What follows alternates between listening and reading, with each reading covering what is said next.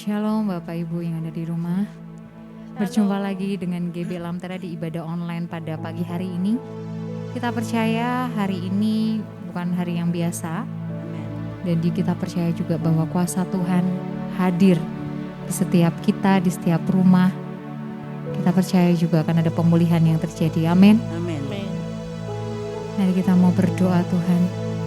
Selamat pagi Tuhan Yesus, kami mengucap syukur Tuhan.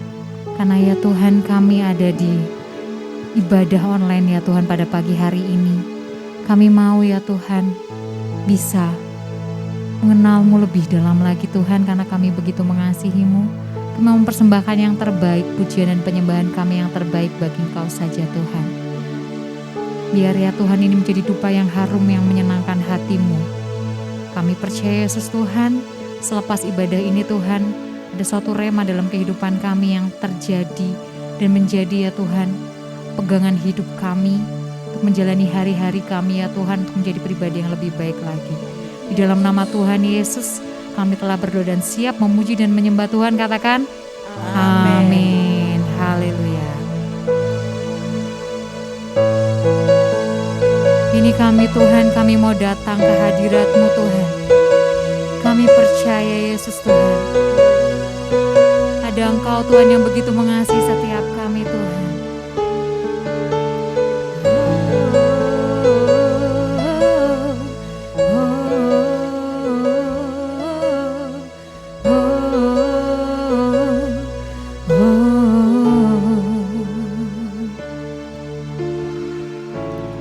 Bapakku datang menyembah-Mu di sini. Ku percayakan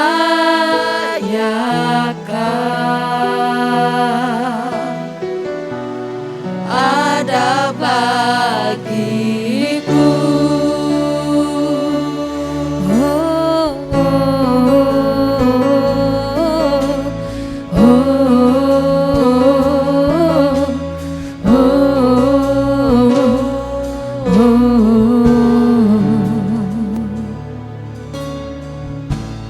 Bapakku datang menyembah-Mu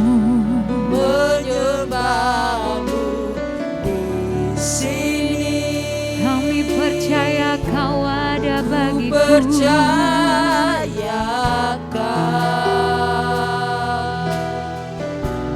ada bagiku. Tak usah ku takut, sebab Kau sertaku. Tak usah ku bimbang, Kau di dalamku.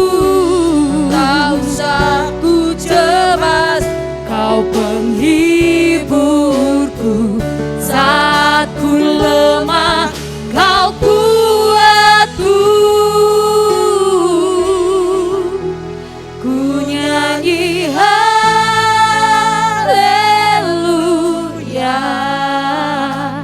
ku nyanyi haleluya.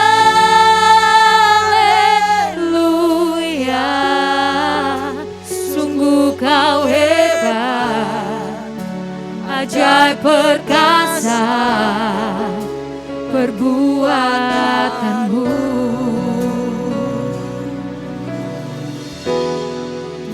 Hidupku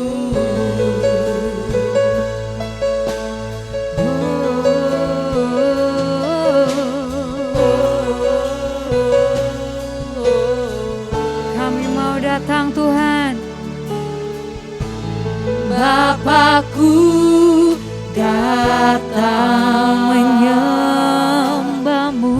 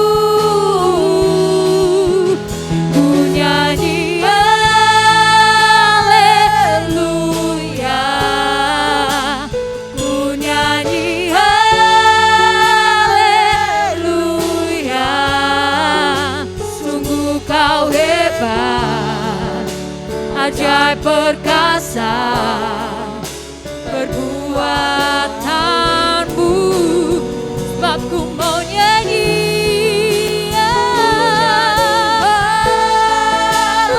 Haleluya, ku nyanyi haleluya, sungguh kau hebat, ajaib perkasa perbuatanmu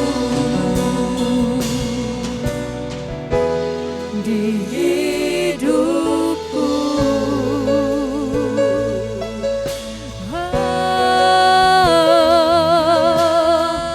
Kami mau menaikkan kepujian bagimu, sebab kami tahu kami tidak takut, sebab kau sertaku.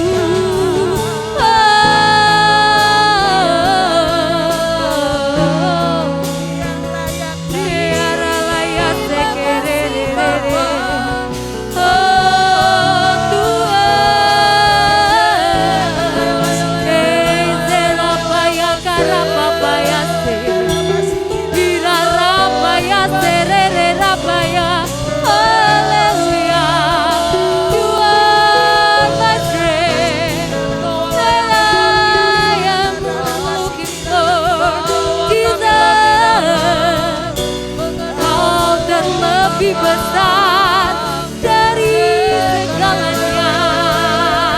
Yerapaya sekerapaya labo. Haleluya.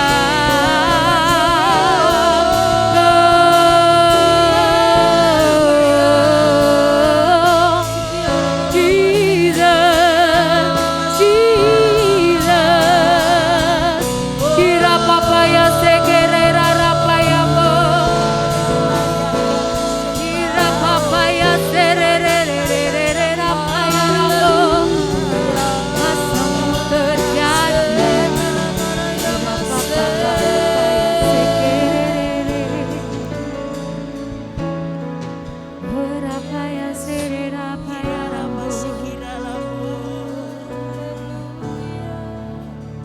Ya, siap memuji dan menyembah Tuhan, katakan amin. Haleluya, beri kemuliaan buat Tuhan. Haleluya. Saya undang Bapak Ibu yang mungkin saat ini masih duduk, kita bangkit berdiri bersama untuk memuji nama Tuhan. Lebih sukacita lagi, amin. Walaupun di rumah, kita percaya kita lebih semangat, lebih sukacita lagi. Karena ada Tuhan hadir di tempat kita masing-masing.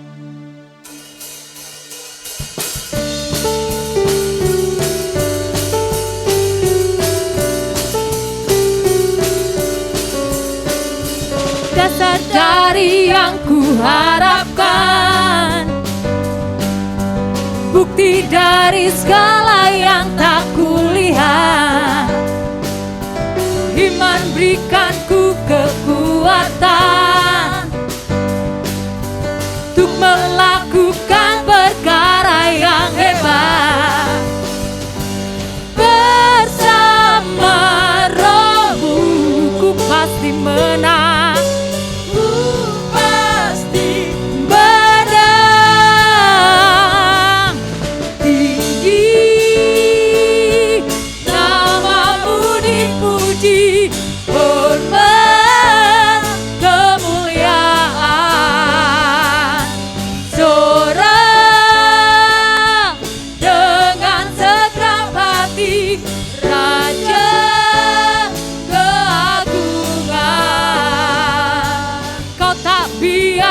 Pencobaan melebihi batas kekuatanku. Kau yang berikanku kemuliaan, semakin serupa dengan gambaranmu. Bersama Rohmu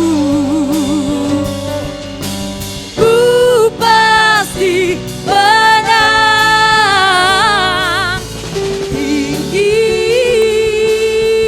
namamu dipuji, hormat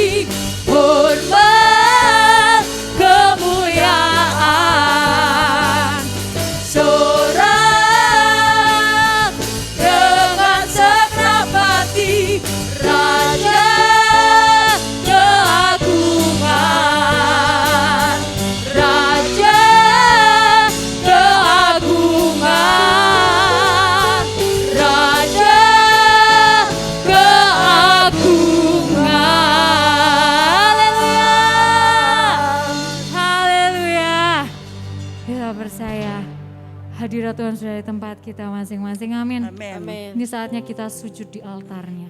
Sujud di bawah kaki Tuhan. Sebesar apapun masalah yang sedang kita hadapi saat ini, kita percaya hanya ada satu pribadi yang bisa menolong kita. Hanya satu pribadi yang bisa mengerti beban-beban kita. Datang kepadanya. Dia akan memberi kelegaan kepadamu.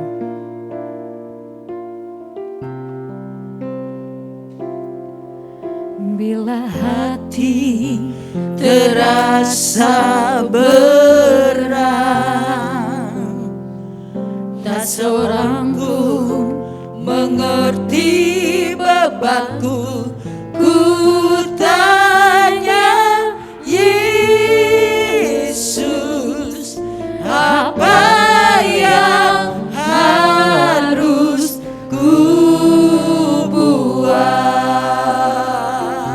dengarkan dia berfirman. Dia berfirman, mari datanglah.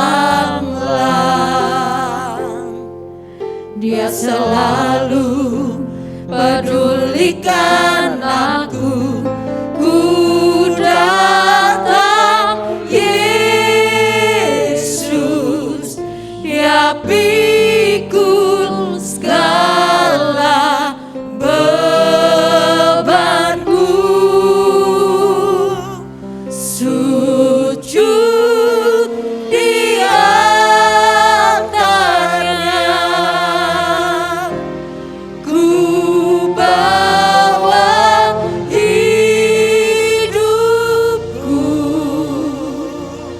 Ku terima anugerahnya, Dia ampuniku dan bebaskanku. Dia ubah hidupku, barui hatiku. Sesuatu terjadi saat datang di altarnya.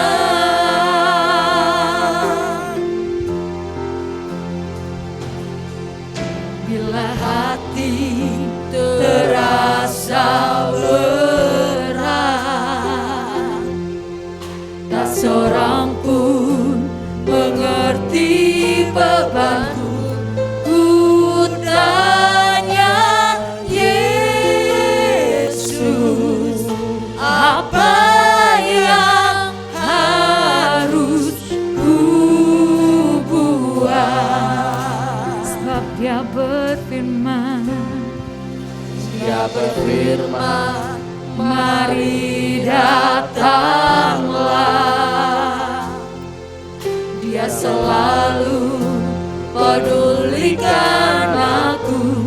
Ku datang Yesus, Dia pikul segala bebanku. Sujud di altarnya, ku bawa hidupku.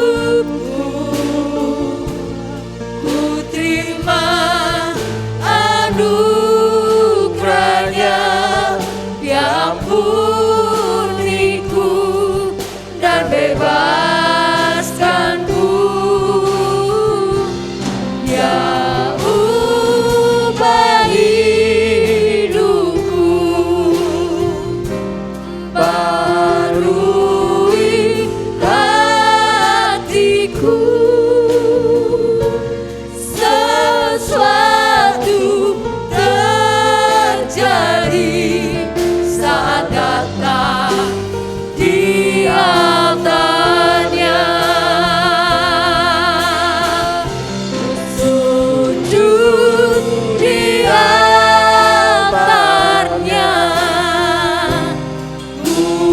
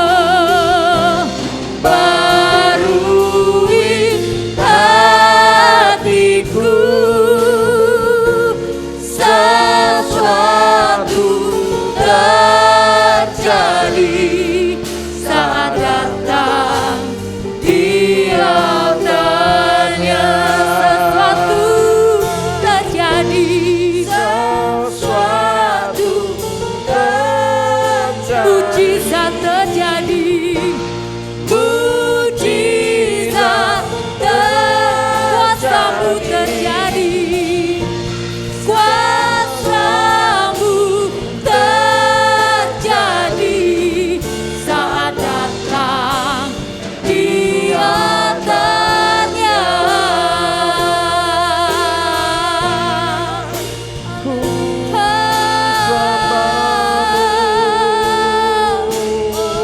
Kami mau datang di altar-Mu, meletakkan seluruh kerinduan. Ini kami Tuhan, ini hidup Tuhan. Haleluya, haleluya.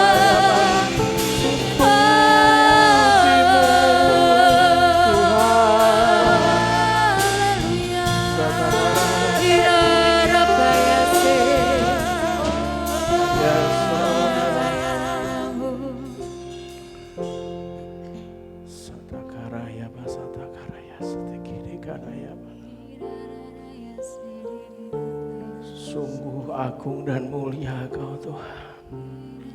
Sungguh agung dan mulia Kau Tuhan. Biarlah hati kami menyembah kepadamu ya Tuhan. Engkaulah yang kudus. Engkaulah yang kudus. Biarlah semua lutut bertelut di hadapan-Mu ya Tuhan. Biarlah hati ini lebih lagi masuk lebih dalam pada hadirat-Nya. Izinkan hati saudara dan saya menyembah hanya pada Dia. Kita nyanyikan refren dari satu lagu ini. Holy, holy, holy are you Lord. Masuk lebih dalam lagi saudara. Holy, holy, holy are you Lord. The elders and angels bow. The elders and angels bow. The redeemed worship you now. The redeemed Worship you now. Holy, holy, holy are you Lord. Nyanyikan dengan sepenuh hati saudara. Holy, holy, holy are you Lord. hanya kepadamu ya Tuhan kami menyembah. Holy, holy, holy are you Lord. The elders and angels bow. The elders and Angels bow. The redeemed worship you now. Holy, holy, holy are you Lord. Sekali lagi. Holy, holy, holy are you Lord. Yes. Ya Tuhan. Holy, holy, holy are you Lord.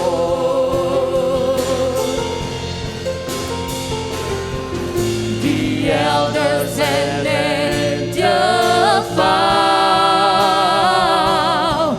The redeemed worship you now.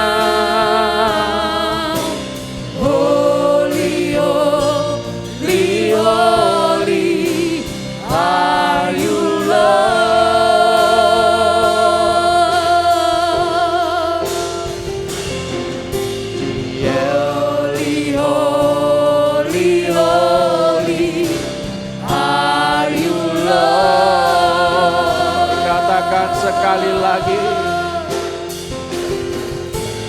Holy, holy, holy are you, Lord.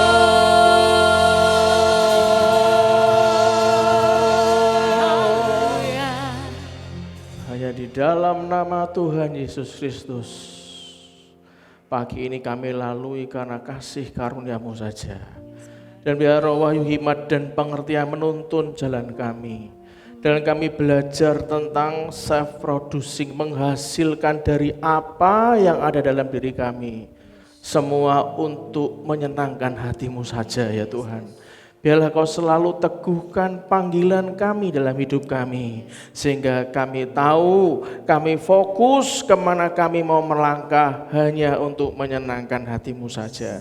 Demi nama Tuhan Yesus Kristus, kita semua yang mau memuji Dia, menyembah Dia dan menyenangkan hatinya, kita berkata amin. Berikan tepuk tangan meriah buat Tuhan kita. Selamat pagi. Silahkan duduk dalam hadirat Tuhan, saudara yang dikasihi Tuhan. Izinkanlah pagi ini saya sharing tentang tema self-producing, bagian yang keempat, memproduksi sendiri, menghasilkan dari apa yang ada pada saudara dan saya. Saudara, kita sudah membahas beberapa minggu berturut-turut tentang cara berpikir tentang kemungkinan, cara berpikir tentang perubahan, cara berpikir tentang realistis. Dan hari ini kita lanjutkan lagi bagaimana kita bisa lebih lagi bisa menghasilkan. Katakan kiri kanannya, kita bisa menghasilkan. Saudara, akan saya ingatkan terus pastinya untuk kita itu bersikap proaktif. Orang atau pribadi yang proaktif itu cenderung berpikir sebelum bertindak, saudara.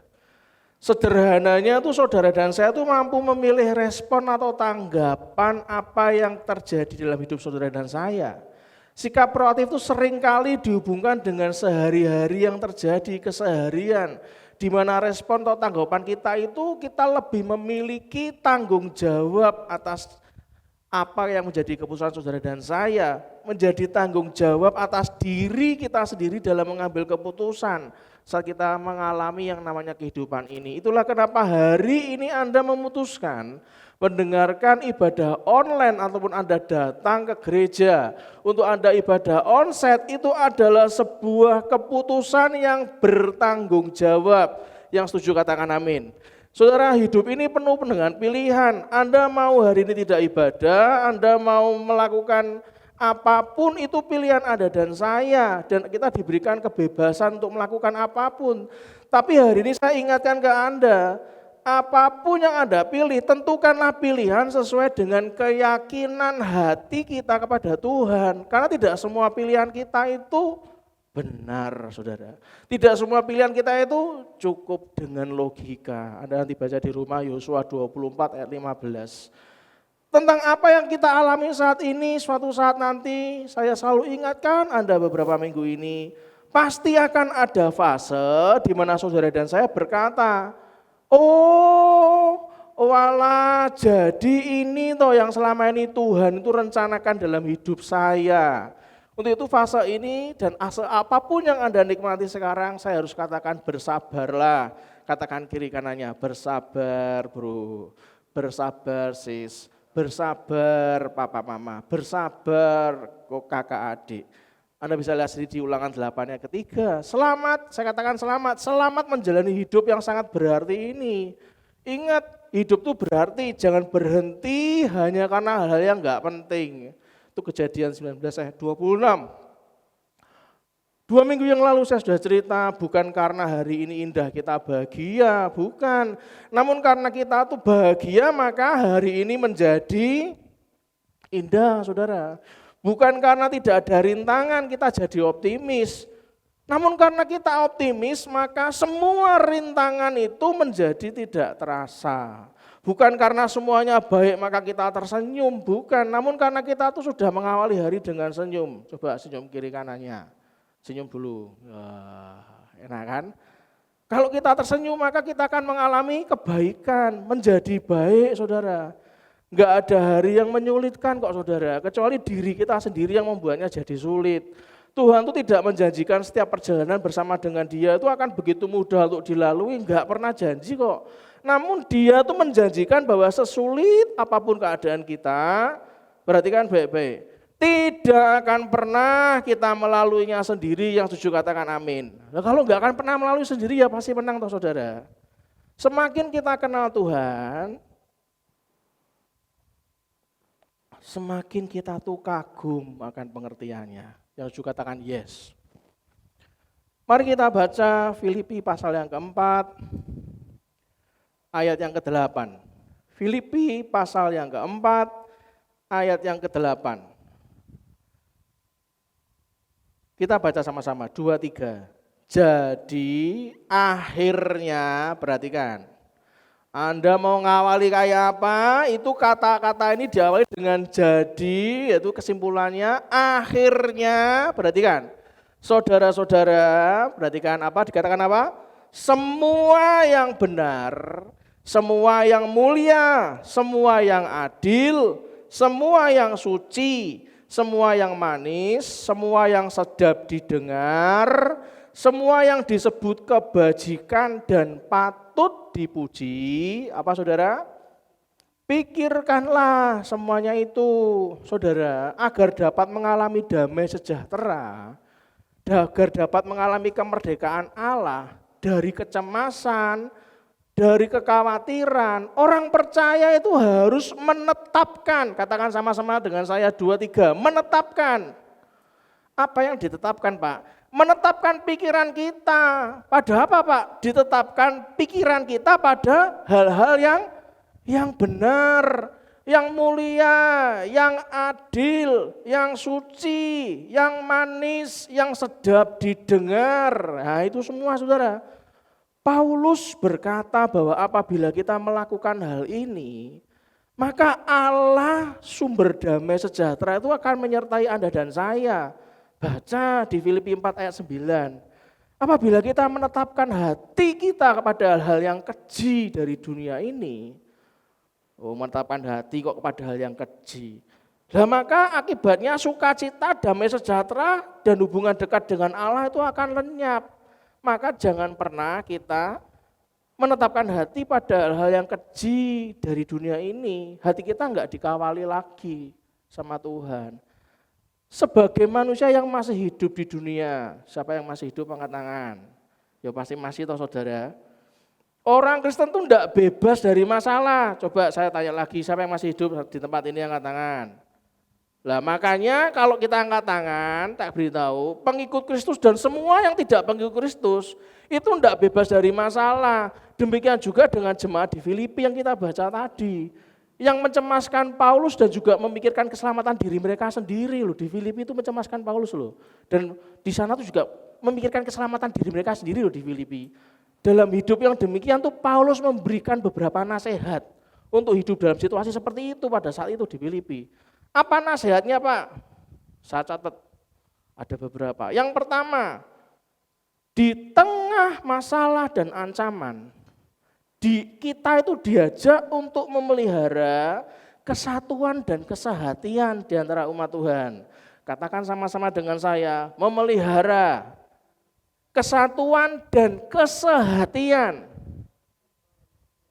di antara umat Tuhan. Baca di ayat 2 dan 3, baca di rumah. Pandangan duniawi itu adalah berusaha untuk cari kepentingan pribadi. Enggak peduli orang lain, itu duniawi. Namun Paulus itu mengajarkan yang sebaliknya saudara.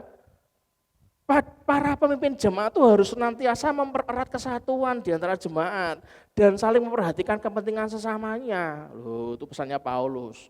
Yang kedua, Paulus memberikan nasihat apa? Tetap bersukacita dan berbuat baik. Katakan sama-sama dengan saya, tetap bersukacita dan berbuat baik.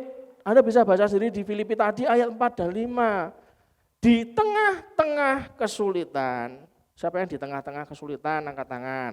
Saya di pucukan kesulitan Pak, berarti kan hampir selesai.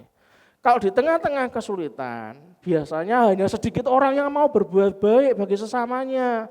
Karena orang tuh lebih cenderung memikirkan dirinya sendiri, ngapain gua mikirin lo, gua aja di tengah-tengah kesulitan gitu kan. Kalau di tepian kesulitan, gua mikirin lo dikit gitu kan. Itu prinsip dunia. Namun umat Tuhan tuh dipanggil justru untuk menyatakan kebaikan kepada sesama dalam keadaan apapun, saudara. Perhatikan baik-baik, kita baik sama orang tuh bukan untuk pamer perbuatan baik, untuk mendapat pujian orang, bukan. Tapi untuk menyatakan berkat Tuhan buat sesama, yang juga katakan amin. Saudara tahu enggak bedanya kesuksesan dengan prestasi? Anda tahu enggak bedanya kesuksesan dengan pencapaian? Sebuah cerita yang mungkin Anda pernah dengar, mungkin juga enggak gitu kan. Tapi saya cerita mau buat sama Anda semua. Ada seorang pengusaha kaya, itu datang ke sebuah desa, tempat pemasok ikan terbesar di negara. Seorang pengusaha itu terkejut lantaran bertemu dengan seorang nelayan yang tampaknya santai sedang bersandar di pohon kelapa. Anda pernah dengar ceritanya? Moga-moga gitu kan, tak ceritani sekarang. Pada saat nelayan ini sandaran di pohon kelapa gitu kan, sambil nyeruput secangkir kopi, ditanyalah pengusaha ini kepada nelayan itu, "Bang, kenapa engkau tidak pergi menangkap ikan, Bang?" katanya. "Ikan yang kutangkap sudah menghasilkan cukup banyak uang, Bos, untuk makan hari ini," kata nelayannya. Lalu pengusaha ini mulai memainkan perannya sebagai pengusaha karena dia ingin mengubah si nelayan. "Mengapa kau tidak menangkap lebih banyak ikan lagi saat ini?" katanya. "Engkau kan akan mendapat uang lebih banyak," gitu kan. Dengan uang, waduh ini mulai di open mind, nelayan di open mind. "Dengan uang kau jadi bisa beli mesin motor tempel, sehingga kamu bisa melaut lebih jauh lagi, mendapatkan ikan lebih banyak lagi." Lalu nelayannya heran. "Selanjutnya, kamu juga akan bisa membeli pukat nilon, itu akan menghasilkan ikan lebih banyak lagi dan uang kau pun jadi makin banyak, Bang," kata pengusahanya. "Nah itu loh, jika cukup uangmu kau bisa beli banyak kapal," kata pengusahanya. "Dan kau pun bisa kaya seperti aku," kata pengusahanya. "Apa yang harus dilakukan jika kaya?" kata nelayannya.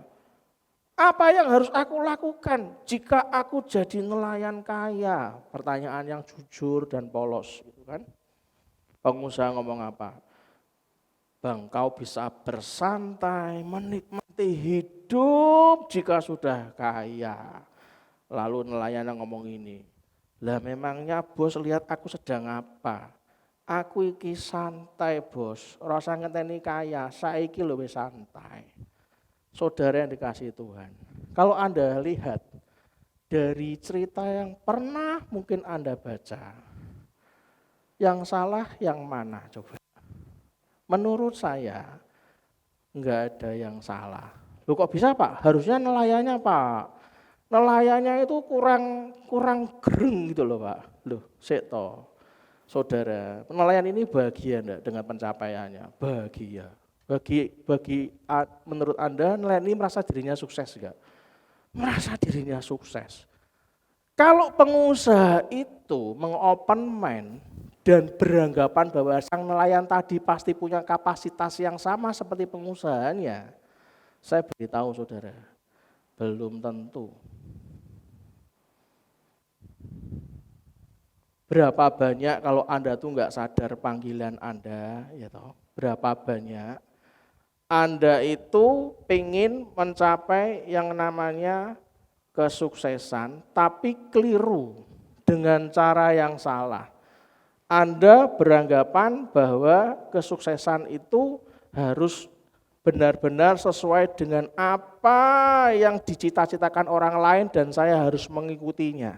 Lah ini Anda harus tahu perbedaannya kesuksesan dengan prestasi atau pencapaian. Saudara, pencapaian atau prestasi seperti pengusaha itu berhubungan dengan tujuan orangnya, berhubungan dengan kebanggaannya, saudara. Jadi kalau prestasi itu adalah soal kebanggaannya. Jadi saudara harus hati-hati. Pada saat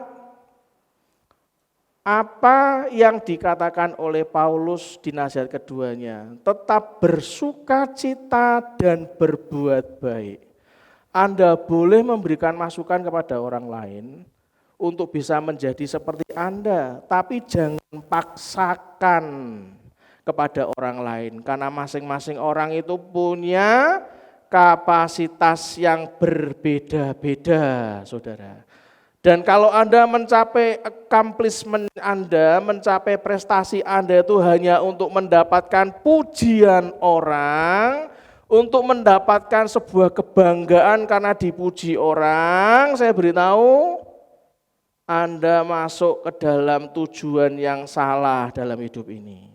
Berapa banyak orang itu mengotot setengah mati untuk mencapai sebuah pencapaian hanya untuk dipuji orang. Sehingga yang tadinya enggak punya utang jadi punya hutang. Saran saya, omongan Paulus itu benar. Yang paling penting itu sekarang adalah tetap bersukacita dan berbuat baik. Nanti saya akan dalamkan lagi sejalan dengan apa yang kita sharingkan hari ini. Apa nasihat Paulus yang ketiga? Tidak khawatir. Melainkan menyatakan segala hati kita itu kepada Tuhan di dalam apa, saudara? Di dalam doa. Nah, jika kita hidup di dalam kekhawatiran, maka kita akan tunduk dan dikuasai oleh kekhawatiran itu. Jika kita berdoa dan bergantung kepada Tuhan, maka damai sejahtera Tuhanlah yang mengendalikan dan memimpin hati dan pikiran kita, saudara.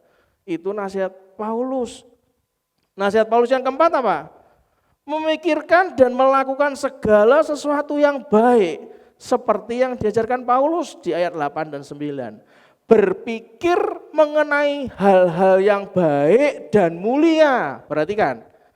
Berpikir mengenai hal-hal yang baik dan mulia adalah langkah pertama untuk tidak dikuasai masalah.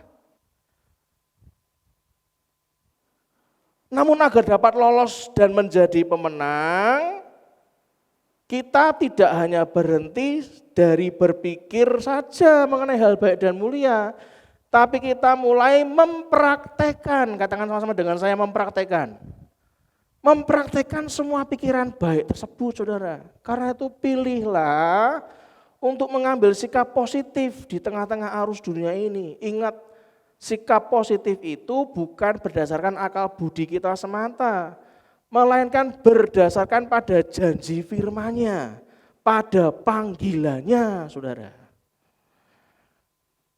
Saudara, kalau Anda lihat cara berpikir yang fokus pada panggilannya itu dapat menolong Anda dalam beberapa hal. Nelayan tadi salah enggak? Bagi saya salah. Kenapa salah? Karena dia sudah cukup puas dengan hal seperti itu. Dia harusnya bisa mengeksplorasi lagi. Dia harusnya bisa sedikit bertanya lagi dengan Tuhan. Apa yang harus aku lakukan? Saudara, waktu acara saya pengikut Yesus kemarin hari Sabtu, kita sama-sama waktu itu buka. Saya tidak mungkin buka semua. Saya hanya buka satu ayat saja, supaya Anda jelas, bagi yang ikut SBY akan tahu pasti. Kita lihat di Kejadian pasal pertama ayat 28. Saya cerita kepada rekan-rekan ikut SBY. Allah memberkati mereka, lalu Allah berfirman kepada mereka, beranak cuculah dan bertambah banyak. Penuhilah bumi dan taklukkanlah itu. Sekarang saya tanya. Beranak cucu dan bertambah banyak itu butuh tanggung jawab lebih besar enggak, saudara? Lebih besar kan? Kalau butuh tanggung jawab lebih besar dan Anda disuruh memenuhi bumi dan menaklukkannya, dan Anda berpuas diri seperti nelayan tadi, saya tidak bilang nelayan itu salah, tidak. Tapi marilah kita jangan berpuas diri. Karena Tuhan itu memberikan otoritas rohani kepada setiap orang percaya untuk menerima janjinya. Kalau saya jadi pelayannya, saya akan bertanya pada diri saya sendiri, apa yang harus saya lakukan agar supaya saya bisa menaklukkan bumi. Itulah kenapa cara berpikir yang berfokus pada panggilan Tuhan, Anda dapat ditolong dalam hal berikut. Apa Pak? Yang pertama, cara berpikir yang terfokus pada panggilan Tuhan, menyimpan energi Anda, katakan sama-sama dengan saya, menyimpan energi saya untuk suatu tujuan yang Anda harapkan tercapai bersama Tuhan, saudara. Pengusaha tadi saya acungi jempol, kenapa? Kalau dia menangkap tangkapan lebih banyak, dia punya kapal, dia punya jaring lebih kuat, dia mempekerjakan lebih banyak orang, saudara. Jadi malah memberkati, memberikan lapangan pekerjaan buat orang lain. Dia bisa berkarya buat orang lain, tapi yang saya salahkan adalah jangan paksakan apa yang menjadi panggilan Anda kepada orang lain yang belum tentu kapasitasnya sebesar Anda. Itulah kenapa saya sangat setuju sekali waktu Menteri Pendidikan dan Kebudayaan kita, Bapak Nadiem Makarim ngomong apa? Enggak semua orang itu bisa jadi pengusaha kok. Enggak semua orang jadi entrepreneur itu belum tentu bisa, saudara. Kenapa? Belum tentu tahan banting. Buka usaha itu gampang. Yang paling sulit adalah kalau kapasitas Anda, tahan banting Anda itu enggak mumpuni, ya Anda bangkrut malahan. Makanya saran saya, daripada Anda itu gampang tersulut ambisi oleh hal yang enggak karu-karuan, saran saya tanya ke Tuhan. Tanya panggilanku itu apa? Sehingga Anda bisa fokus untuk menuju panggilan Tuhan. Anda akan menyimpan energi Anda untuk suatu tujuan yang Anda harapkan tercapai bersama Tuhan. Yang kedua, cara berpikir yang terfokus dapat menolong Anda dalam hal apa? Yang kedua, cara berpikir yang terfokus memberi waktu kepada ide-ide untuk berkembang, saudara. Dari mana ide itu bisa pengusaha itu dapatkan? Ayo. Ya mungkin aja dia panggilannya di sana. Nelayan itu bisa meniru ide-ide yang dari pengusaha itu dengan cara yang Tuhan izinkan. Yang ketiga, cara berpikir yang terfokus membawa apa, saudara? Membawa kejelasan pada target. Jelas, orang kalau bersama Tuhan, ngambil waktu, duduk di bawah kaki Tuhan. Ingat, dari kitab Kejadian itu sudah diomongi, beranak cuculah dan bertambah banyak. Penuhilah bumi dan taklukannya. Saat Anda bersama Tuhan, Anda itu pasti akan diperjelas, diberi target yang meningkat, karena sukses tidak hanya nomor 1, ada sukses nomor 2, sukses nomor 3, sukses nomor 4, Anda akan mencapai banyak sukses untuk mencapai accomplishment Anda, mencapai prestasi Anda. Jadi prestasi itu, pencapaian itu terdiri dari banyaknya sukses di sana, mencapai tonggak sejarah. Itu saudara, kenapa sukses dan prestasi itu saling berkaitan, gitu. Sukses itu mengarah pada prestasi, mengarah pada pencapaian. Jadi pencapaian itu dikatakan dicapai oleh serangkaian sukses. Sukses 1, sukses 2, sukses 3, dicapai oleh serangkaian sukses. Maka kapasitas Anda kan dibangun. Jadi orang Kristen itu jangan malas. Maulah digali oleh Roh Kudus, diberi kepercayaan lebih. Makanya pikirnya harus fokus. Yang jelas, jangan habis A, milih B, habis B, milih C, habis C, milih D, terus akhirnya gagal semuanya. Fokus sesuai panggilan Tuhan yang juga katakan amin. Yang keempat, cara berpikir yang terfokus dapat menolong Anda dalam hal yang apa saja. Yang keempat, cara berpikir yang terfokus akan membawa ke level selanjutnya, saudara.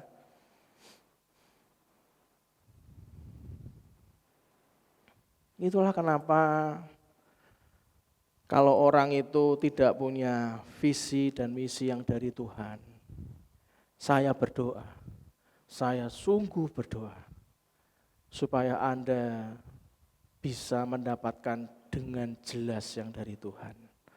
Tidak lagi gampang miring ke kiri, tergiur ke kanan, tergiur ke depan, tergiur ke belakang, Semua yang Anda raih ternyata kapasitas Anda belum sampai ke sana dan habis semuanya, hancur, terlibat dalam hutang besar. Lalu bagaimana Pak saya menentukan apa yang penting dalam hidup saya? Perhatikan baik-baik. Bagaimana menentukan apa yang penting dalam hidup saya? Yang pertama, katakan sama-sama dengan saya, kenali. Kenali prioritas dalam hidup Anda. Saya ingatkan kesekian kalinya. Ingatlah panggilan Anda itu di mana, saudara. Kenali prioritas dalam hidup Anda. Yang kedua, bagaimana kita menentukan apa yang penting dalam hidup kita. Yang kedua apa? Temukan kekuatan Anda, saudara.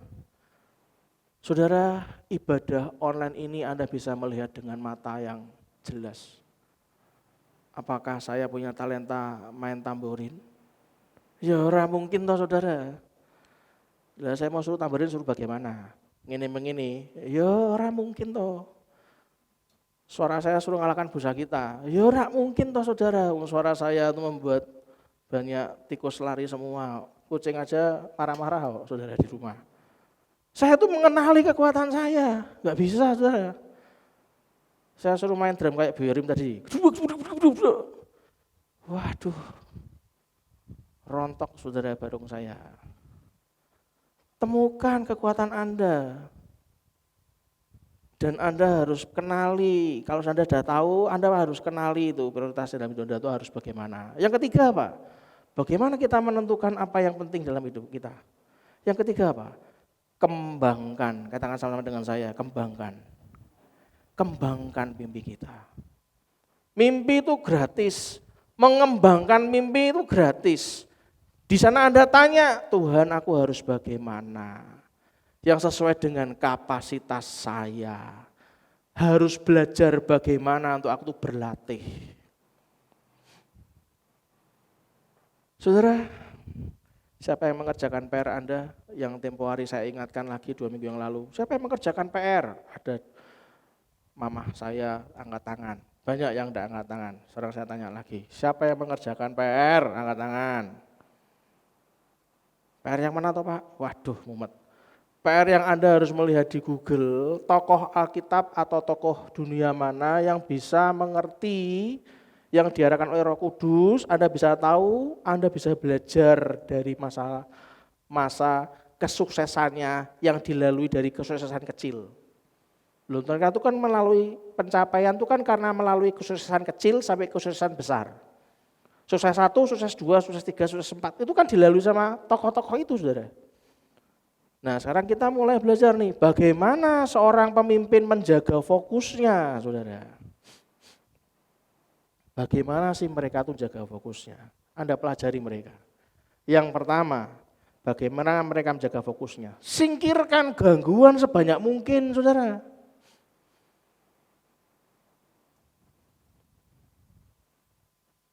Itulah kenapa tadi saya ngomong kan, nggak usah mikiri hal-hal yang nggak penting gitu loh. Sesuatu yang sampah-sampah yang masuk ke pikiran Anda itu tidak usah dibahas, dipikir pun nggak usah. Singkirkan gangguan sebanyak mungkin, fokus hanya sesuai dengan panggilan dia. Yang kedua apa? Bagaimana pemimpin itu menjaga fokusnya? Kerjakan yang penting terlebih dulu saudara. Pekerjakan itu yang penting. Yang penting yang mana Pak? Yang penting itu yang membawa hasil terbesar saudara. Halo?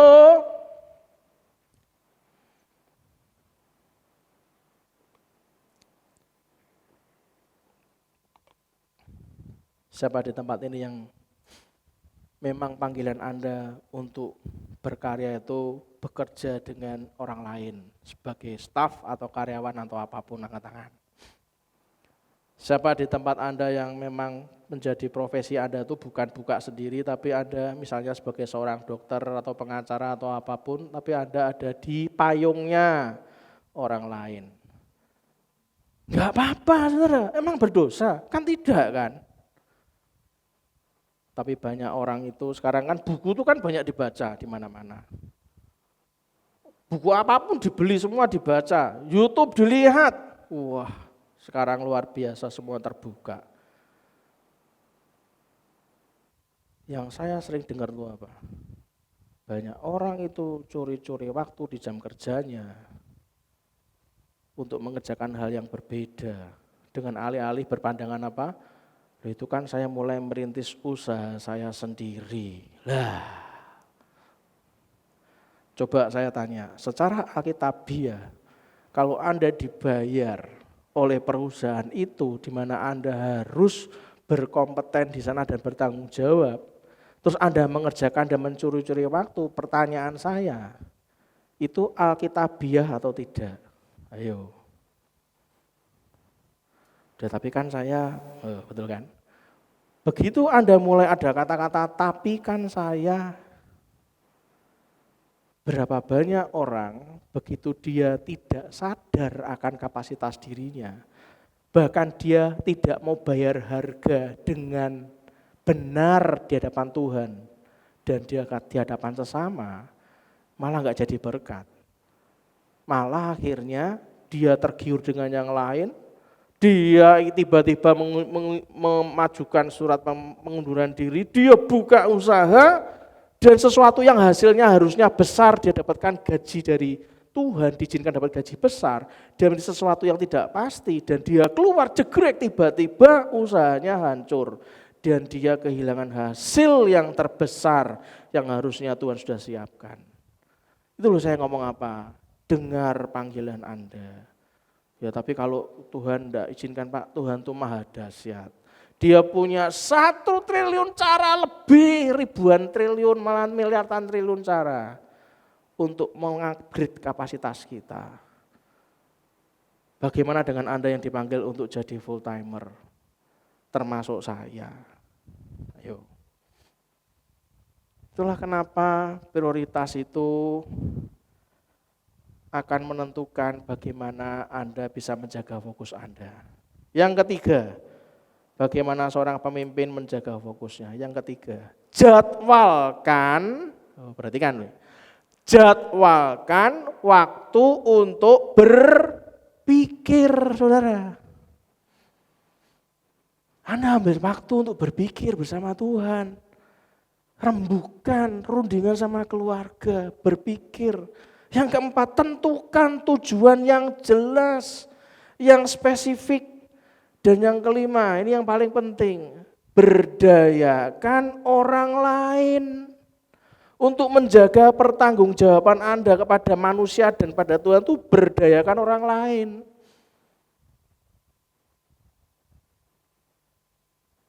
Saudara, kalau memang harus ada tamborin untuk membuat Anda lebih terpanggil menghadap hadirat Tuhan, kan enggak mungkin saya main tamborin. Pasti ada orang-orang dipanggil untuk main tamborin. Supaya saat ibadah itu, jam itu mau masuk hadirat Tuhan itu lebih bagus lagi, lebih mulia lagi. Kalau enggak ada Pak, ya sudah, sambil kita mencari, kita berpikir, kita menentukan tujuan yang spesifik, yang Tuhan suka itu yang mana.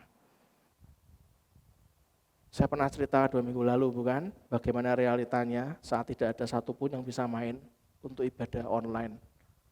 Anda pernah lihat saya tiba-tiba masuk sendirian dan lagunya hanya lagu orang lain, itu karena enggak ada pemainnya saudara. Tapi kami tidak menyerah, hati kami ingin melayani Tuhan. Tujuan kami spesifik, melayani Tuhan. Tuhan kirim orang-orang yang tepat ke tempat ini. Kita saling punya keterbukaan, punya tanggung jawab, punya kerjasama, kolaborasi. Kita saling memberdayakan satu dengan yang lain, menjaga pertanggungjawaban kita kepada Tuhan, saudara. Semua orang besar, semua pemimpin, itulah cara menjaga fokusnya. Maka pertimbangkanlah prinsip-prinsip sederhana berikut ini, saudara. Apa Pak prinsip sederhananya? Yang pertama, saya tidak dapat mengenal semua orang. Yang kedua, saya tidak dapat melakukan segala sesuatu Anda butuh orang lain. Yang ketiga, saya tidak bisa pergi ke semua tempat. Waktu kita terbatas, saudara. Bagi tugas. Yang keempat apa? Saya tidak dapat mengetahui segalanya. Itu prinsip-prinsip sederhana yang Anda harus tahu. Itulah kenapa di depan saya ngomong apa. Nelayannya salah enggak? Enggak. Tapi jangan lupa, pengusaha itu juga jangan lupa kapasitas nelayan sampai di mana. Nelayan juga harus sadar sampai mana kapasitas pengusahanya dibandingkan dirinya. Dan ketika memutuskan di mana Anda harus menginvestasikan waktu dan tenaga Anda, tanyakanlah, katakan sama-sama tanyakanlah. Jadi sebelum memutusi sesuatu untuk investasi waktu, investasi uang, tenaga, dan semuanya itu harus tanya apa Pak? Perhatikan baik-baik. Ketika Anda memutuskan untuk investasi, waktu, tenaga, uang, dan segala macam itu tanyakanlah apa? Yang pertama, apakah yang saya lakukan konsisten dengan prioritas saya? Berapa banyak orang mengorbankan ibadah di hari Minggu hanya karena takut omsetnya hilang, buka tokonya. Halo? Bapak kok tahu aja sih?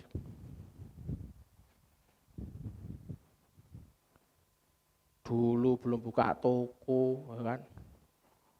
Puasa enggak cuma Senin Kemis, Senin sampai Minggu.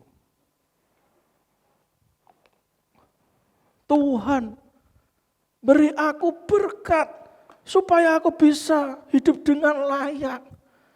Berkat dikirim dari surga, punya toko dari kecil sampai besar. Sudah besar Anda enggak punya waktu, Anda enggak memberdayakan orang lain. Anda mengorbankan waktu beribadah. OMG. Apa OMG Pak? Oh my God, my goodness. Itu kan. Ketika Anda memutuskan Anda harus menginvestasikan waktu dan tenaga Anda, tanyakan apa yang kedua? Tanyakan, apakah ini berkaitan dalam area kecakapan saya? Pak Gustaf mau tamborin, aduh. Alalalalong, kakiku bolong. Ya ora mungkin toh saudara. Apalagi pertanyaannya, adakah seseorang yang dapat mengerjakannya dengan lebih baik? Oh, banyak orang tuh kan kalau diganteni kan tersinggung. Maksud toh Pak? Memang iya sih Pak. Alah Bapak Ibu, berbagai level apapun saya pelajari manusia. Begitu ada pesaing yang datang, padahal dia bukan pesaing loh, cuman membantu. Lebih mudah, lebih sigap, lebih cepat. Selalu jawabannya apa? Lu ngapain di sini?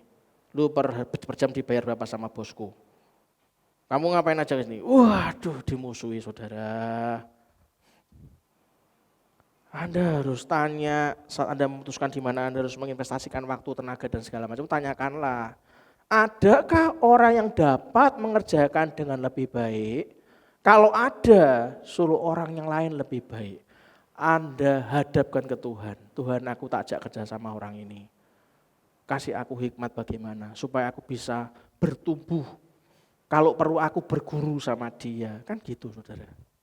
Pertanyaan berikutnya apa? Apakah saya punya waktu untuk melakukannya?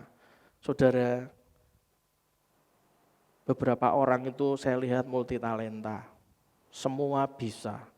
Tapi saya beritahu, fokuslah hanya kepada panggilannya. Karena kita enggak punya waktu untuk melakukan semuanya, saudara. Dan yang paling penting nomor 5. Ini paling penting nih. Ketika memutuskan Anda mau investasi waktu, tenaga dan segala macam. Tanyakan apa? Yang nomor 5 paling penting. Apakah yang disarankan oleh penasehat kepercayaan saya? Siapa penasehat kepercayaan kita, saudara? Siapa? Siapa saudara? Roh Kudus. Saya belum bisa membedakan Pak antara suara Roh Kudus dengan suara yang lain, suara hati saya. Anda bisa sharing dengan orang-orang bisa Anda percaya. Ada contoh studi Alkitabiahnya Pak? Wadah. Mari kita buka di Filipi pasal ketiga, ayat 4 sampai 14. Kita baca mulai ayat 4. Filipi pasal yang ketiga, ayat 4 sampai 14. Saya akan bacakan buat Anda. Sekalipun aku juga ada alasan untuk menaruh percaya pada hal lahiriah. Jika ada orang lain menyangka dapat menaruh percaya pada hal lahiriah, aku lebih lagi. Oh, Paulus saja mengakuinya kok. Memang Paulus itu punya alasan untuk percaya, menaruh percaya pada lahiriah itu Paulus punya alasan. Jika ada orang lain menyangka dapat menaruh percaya pada lahiriah, Paulus juga lebih lagi. Bahkan Paulus dikatakan apa berikutnya? Disunat pada hari ke-8 dari bangsa Israel, dari suku Benyamin, orang Ibrani asli, tentang pendirian terhadap hukum Taurat. Aku orang Farisi, tentang kegiatan aku penganiaya jemaat. Tentang kebenaran dalam menaati hukum Taurat, aku tidak bercacat. Loh, Paulus tidak bercacat, saudara. Tetapi apa yang dahulu merupakan keuntungan bagiku, dikatakan apa? Sekarang kuanggap rugi karena Kristus.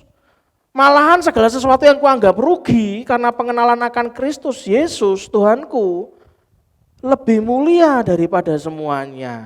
Loh. Oleh karena dialah aku telah melepaskan semuanya itu. Perhatikan, justru malah semuanya dilepaskan oleh karena Tuhan.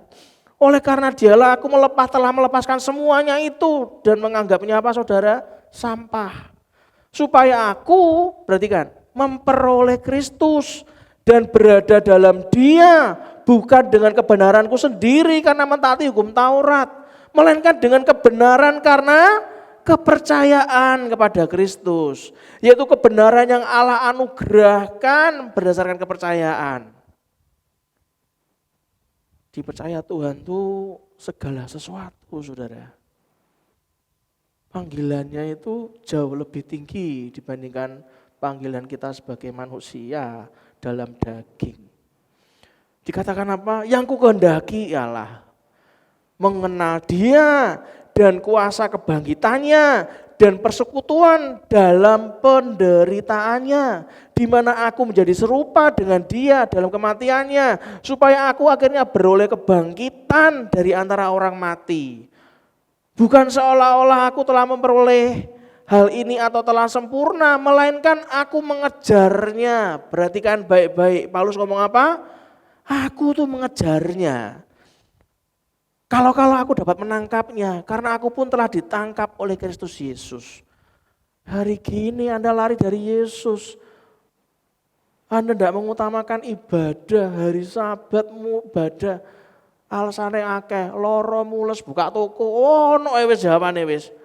Saudara-saudara, aku sendiri tidak menganggap katanya bahwa aku telah menangkapnya, tapi ini yang kulakukan, kata Paulus. Aku melupakan apa yang telah di belakangku dan mengarahkan diri kepada apa yang di hadapanku dan berlari-lari kepada tujuan untuk memperoleh apa saudara? Hadiah. Accomplishment-nya, prestasinya, pencapaiannya itu bagi Paulus itu adalah panggilan surgawi dari Allah. Dikatakan apa? Dalam Kristus Yesus, saudara. Hari ini firman Tuhan mengajarkan kita pengikut Kristus di Filipi agar beribadah oleh Roh Allah, bermegah dalam Kristus dan tidak menaruh percaya pada hal yang lahiriah di ayat 3 kalau Anda baca tadi. Banyak penipuan yang telah terjadi seperti pada masa Paulus dulu. Dan akan terus terjadi, orang-orang akan memalsukan ibadah mereka dengan bermegah dalam hal lahiriah. Ibadah saja ada yang palsu. Paulus mengarahkan penyembahan kepada Allah di dalam roh, kepada pengenalan akan Kristus. Ia membuang semua yang bersifat lahiriah dan menganggapnya sebagai sampah jika dibandingkan dengan Kristus, di ayat 4-8 yang kita baca tadi. Paulus tidak membanggakan kebolehan diri sendiri, tetapi mengutamakan pengenalan akan Kristus sebagai goals, sebagai target hidup tertinggi hidupnya. Inilah model hamba Tuhan sejati. Keinginan Paulus adalah mengenal Kristus melalui persekutuan dalam penderitaannya dan mengenal kuasa kebangkitannya. Kepenuhan kuasa Roh Kudus didapat melalui jalan salib, yaitu kematian terhadap diri sendiri. Anda baca di ayat 10.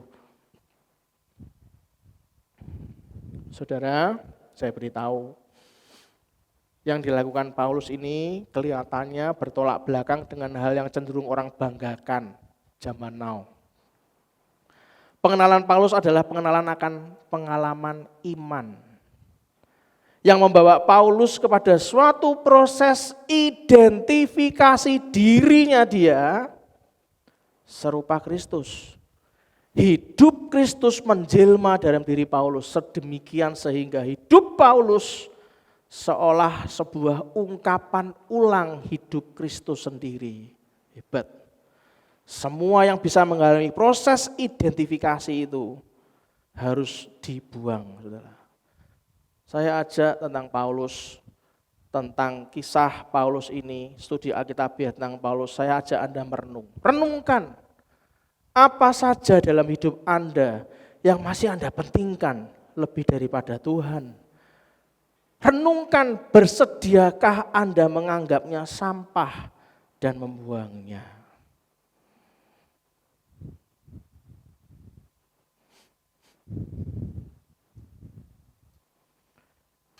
Jadi fokus Paulus ada pada perkara-perkara yang penting. Paulus pun fokus. Apa rahasianya, Pak? Apa rahasia Paulus bisa melakukan seperti itu? Yang pertama, ia melepaskan segala sesuatu. Tangan Anda diangkat dua-duanya. Kita katakan, saya melepaskan segala sesuatu yang menghambat saya dalam pengenalan akan Tuhan. Yang kedua, apa rahasia Paulus? Matanya, katakan mata saya tertuju pada hadiah utama.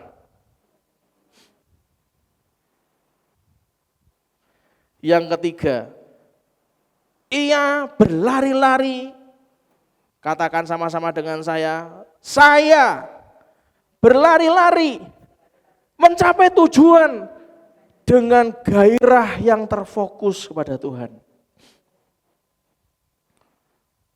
Kalau Paulus berat, Pak, yang enak gitu, Pak, ya wis tak kasih yang enak.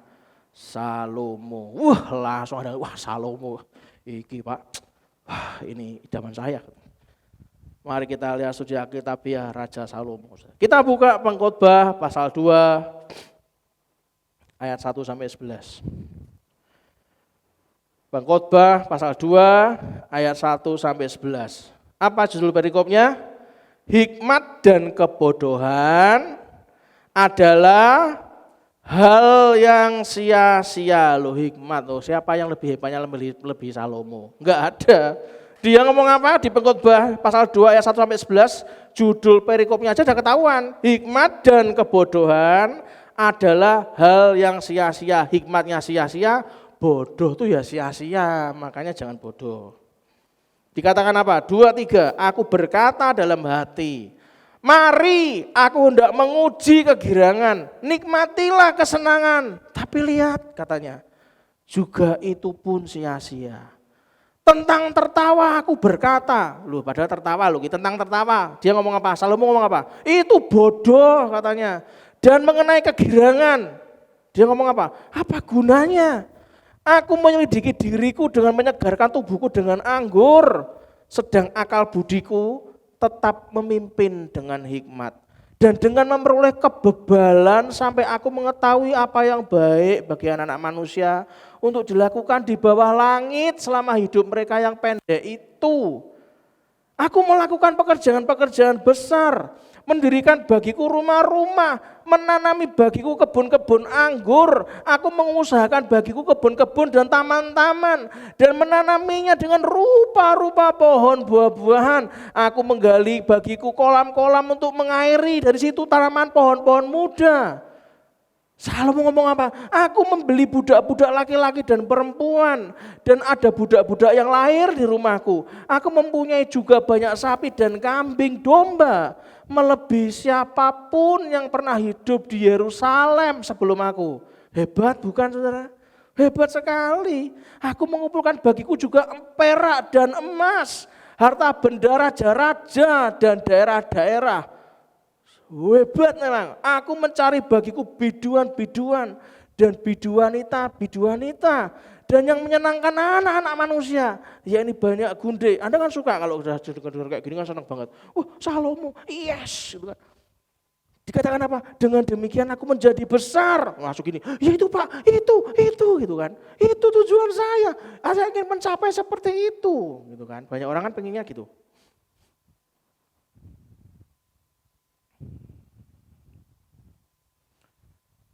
Dikatakan apa? Dengan demikian aku menjadi besar, bahkan lebih besar dari siapapun yang pernah hidup di Yerusalem sebelum aku. Dalam pada itu hikmatku tinggal tetap padaku.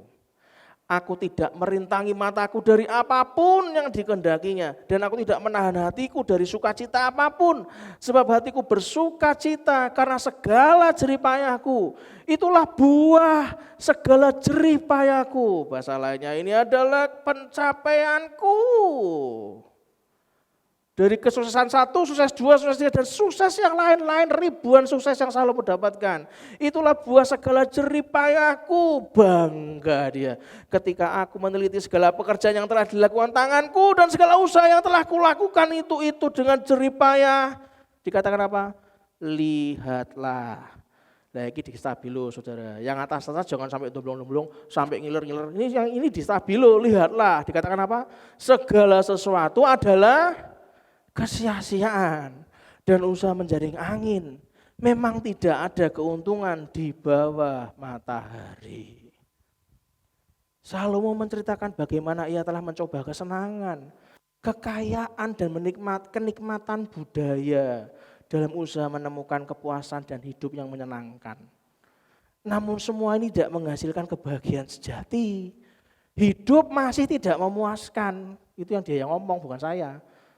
Pengkhotbah 2 ayat 11, baca Dewi tadi. Kita hanya dapat menemukan sejahtera, kepuasan, sukacita abadi apabila mencari kebahagiaan dalam Allah dan kehendaknya. Katakan sama-sama dengan saya yang keras, saya menemukan sejahtera, kepuasan, dan sukacita abadi apabila saya mencari kebahagiaan dalam Allah dan kehendaknya. Banyak orang dalam hidupnya menetapkan sasaran tertentu sebagai syarat keberhasilannya, syarat pencapaiannya. Tapi ketika tidak dapat meraihnya, menjadi orang yang kecewa, sedih, putus asa, dan menganggap Tuhan tidak adil. Pertanyaan saya, renungkan baik-baik dari studi kasus Salomo ini, bagaimana dengan kita?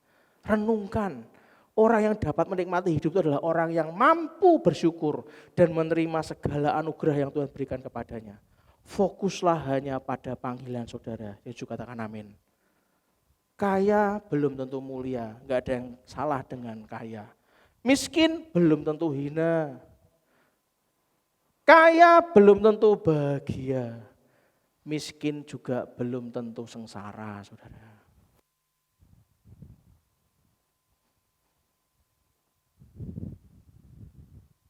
Dari studi kasus Salomo Pak, apa yang kita dapat pelajari dari Salomo tentang kurangnya fokus?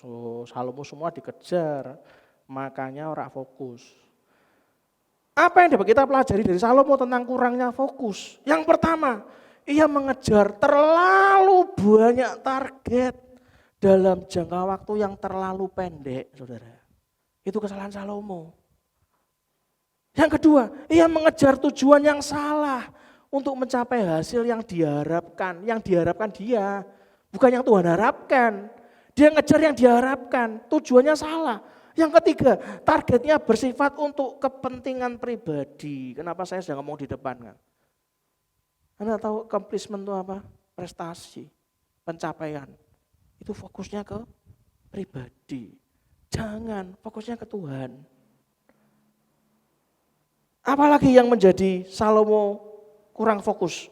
Yang keempat, hasilnya adalah kekecewaan, saudara.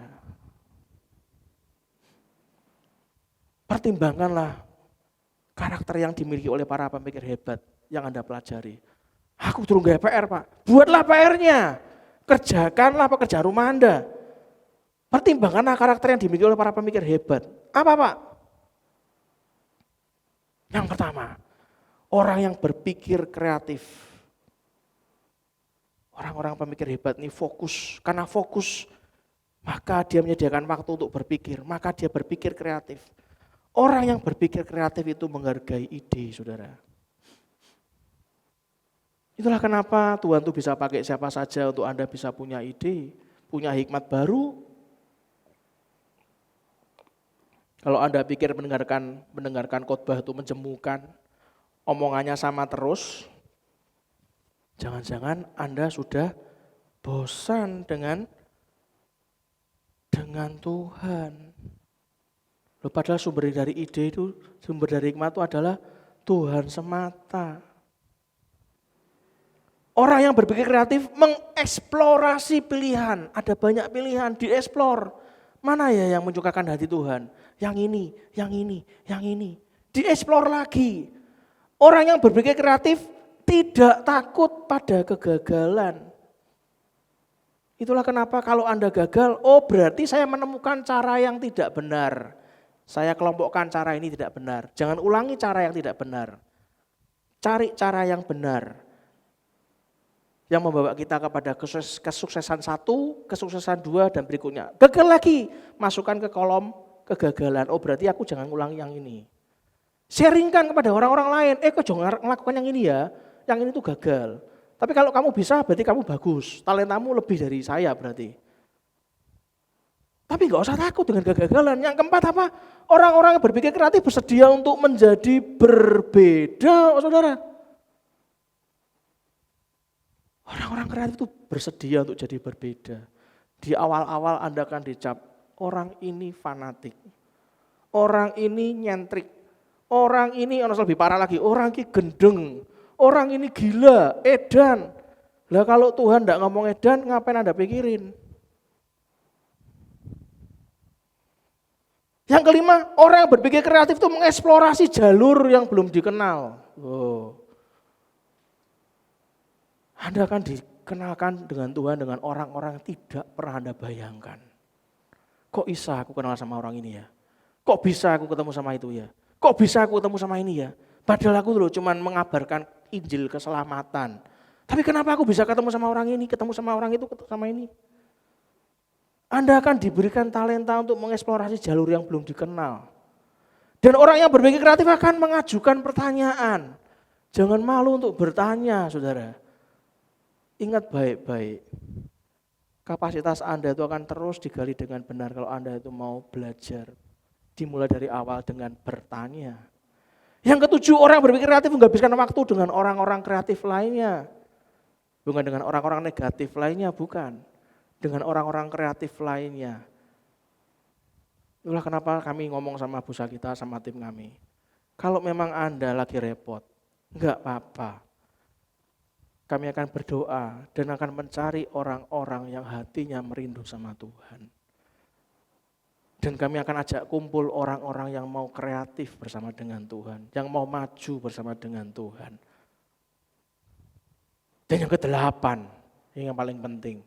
Orang-orang berpikir negatif, apa saudara? Menghindari orang-orang negatif. Anda dihindari orang atau ditemui orang?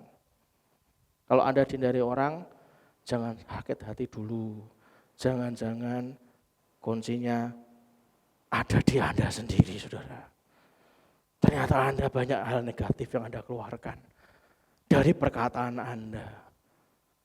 Jangan-jangan Anda merasa sudah tahu segalanya. Itulah kenapa saya ajarkan kepada Anda, saya sharing ke Anda. 5 keuntungan spesifik dari cara berpikir kreatif. Jadi kalau Anda mau mengambil waktu, mau dieksplor bersama dengan Tuhan, Anda mau kreatif, itu ada keuntungannya, ada 5. Yang pertama apa saudara? Cara berpikir kreatif itu memberikan nilai pada segala sesuatu yang Anda lakukan. Yang Anda lakukan dari hal kecil sampai yang besar, Anda punya value di sana.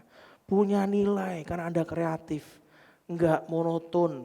Cara berpikir kreatif selalu bertambah sepanjang waktu. Tuhan berikan berlimpah-limpah kreativitas dalam diri Anda dan saya.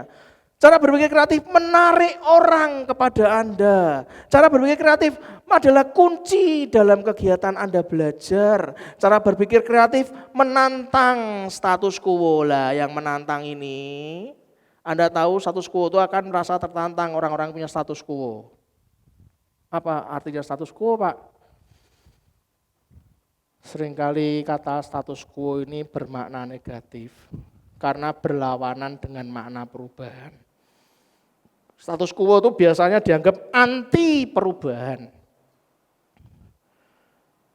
Orang lebih senang, lebih nyaman dengan culture lama, kondisi lama, habit kerja yang ada, berjalan kayak gitu terus tidak mau berubah.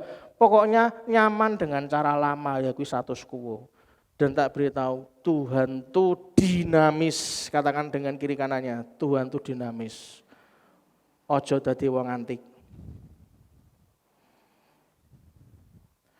Mengapa kita gagal untuk berpikir kreatif dengan Tuhan, Pak? Mengapa kita gagal konsep, salah berpikir, dan kita gagal untuk berpikir kreatif dari apa yang diberikan hikmat oleh Tuhan?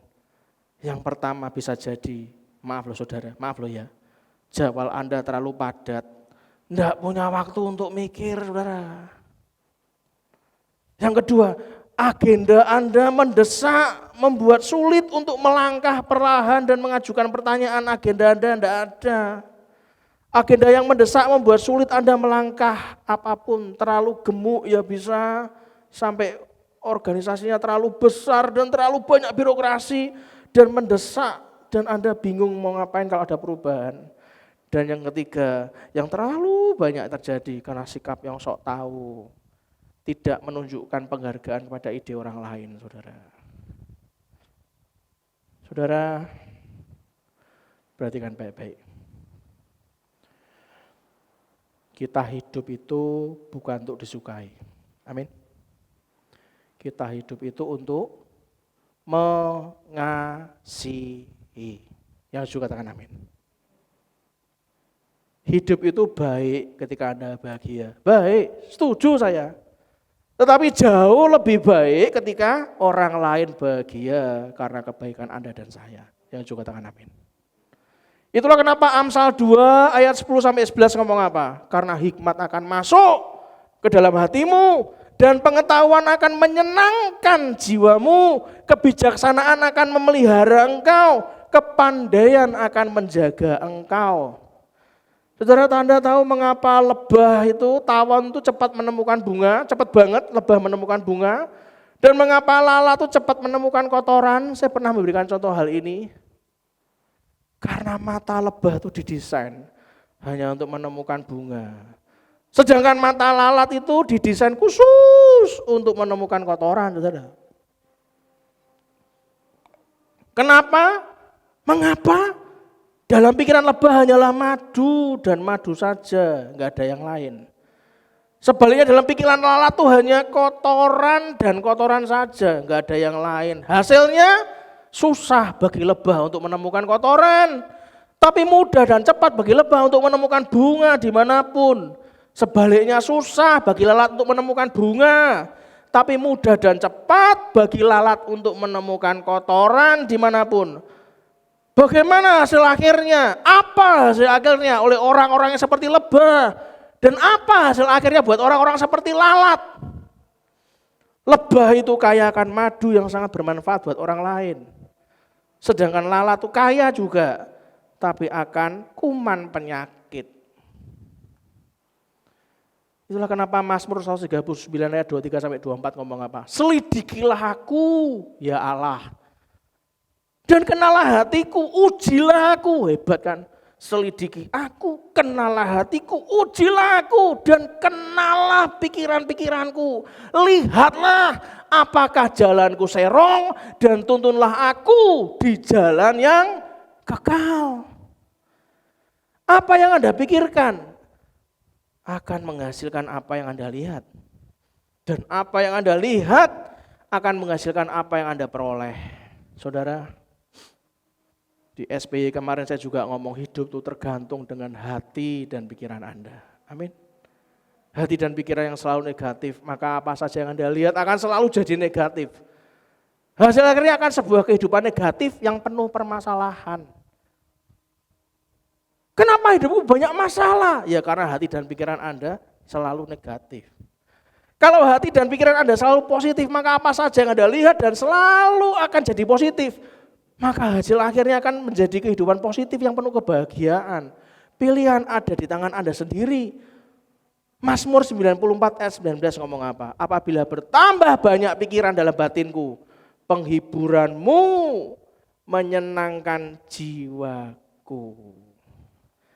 Saat bertambah banyak pikiran ya kan, sampai masuk ke hati, ke batin, justru malah penghiburan Tuhan tuh menyenangkan jiwa kita. Yang juga katakan amin. Tim prophetic maju ke depan.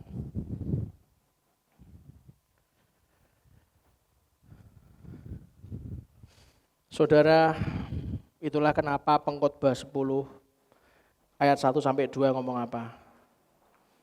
Lalat yang mati menyebabkan urapan dari pembuat urapan berbau busuk. Demikian juga sedikit kebodohan lebih berpengaruh daripada hikmat dan kehormatan. Tidak boleh bodoh, walaupun sedikit saja. Kenapa? Itu berpengaruh pada hikmat dan kehormatan.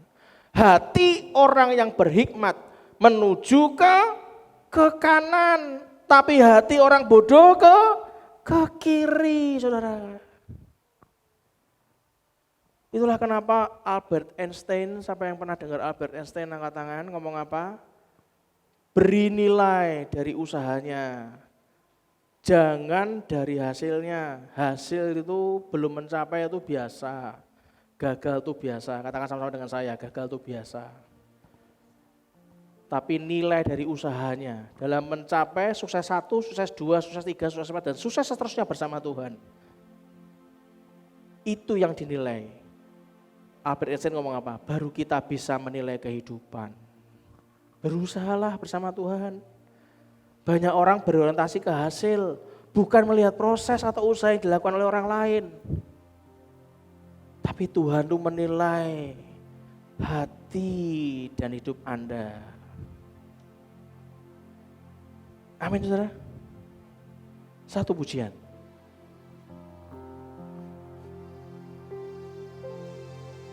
Bila hati terasa berat, tak seorang pun mengerti bebanku. Ku tanya Yesus, apa yang harus ku buat?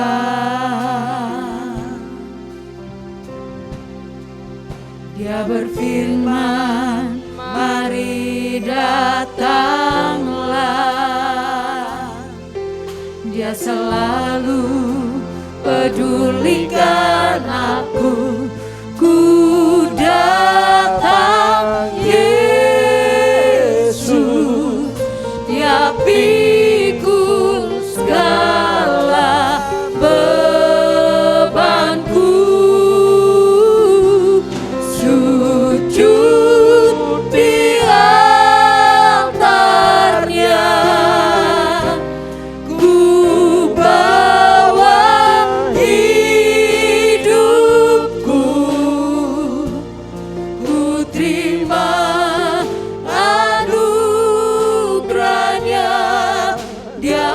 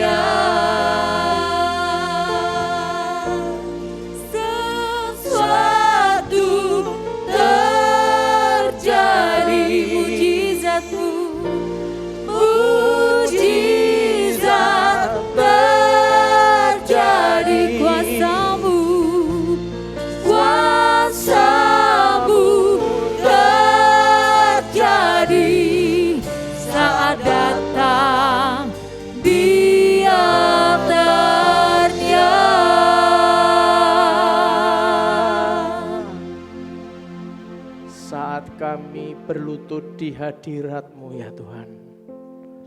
Saat hati kami mulai berbelok sedikit saja, Kau sadarkan kami dengan kasih-Mu.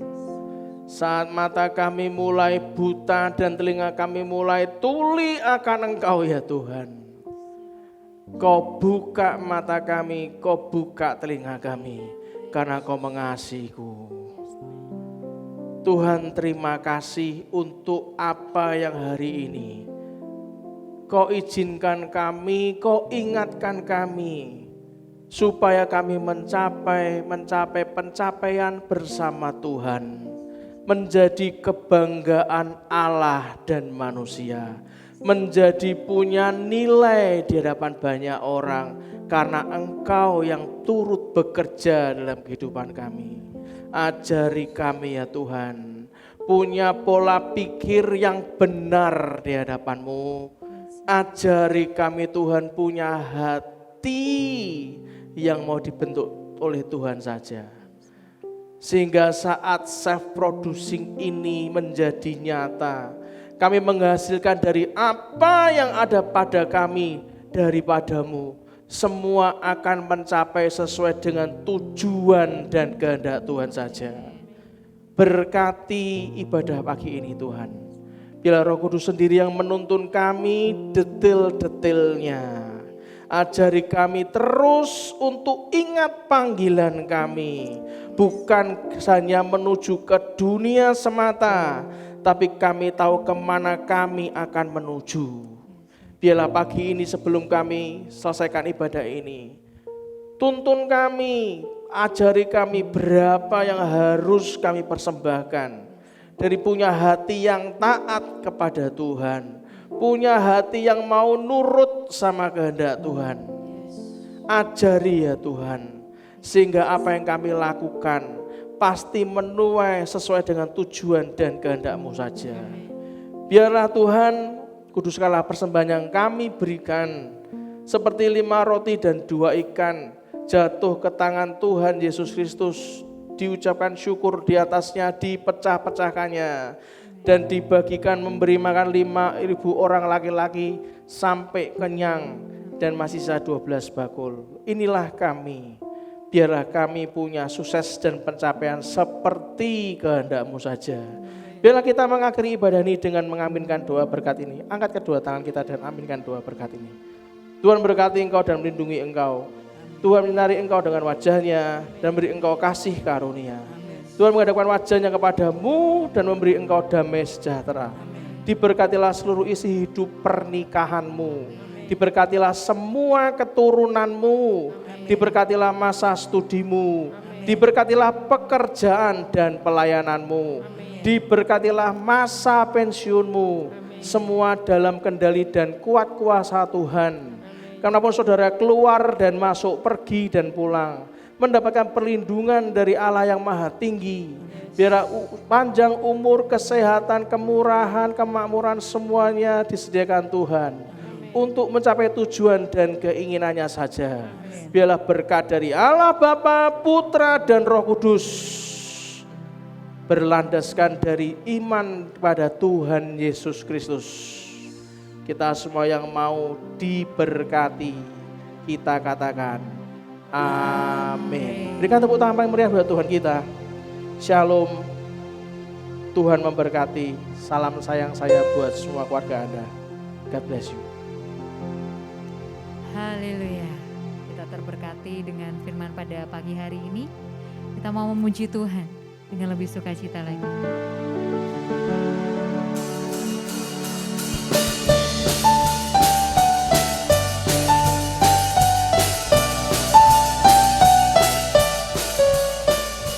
Dasar dari yang kuharapkan, bukti dari segala yang tak kulihat. Iman berikan ku kekuatan untuk melakukan perkara yang hebat. Bersama Roh-Mu ku pasti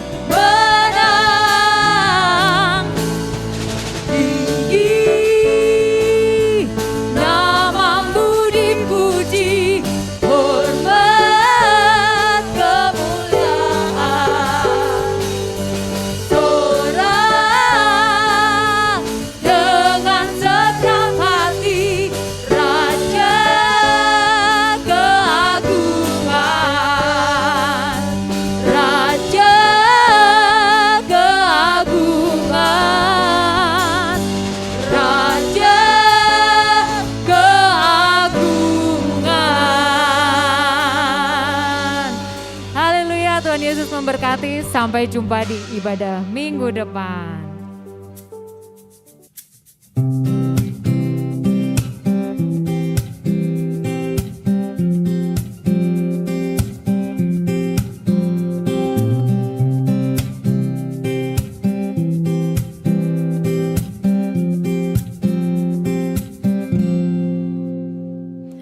Haleluya.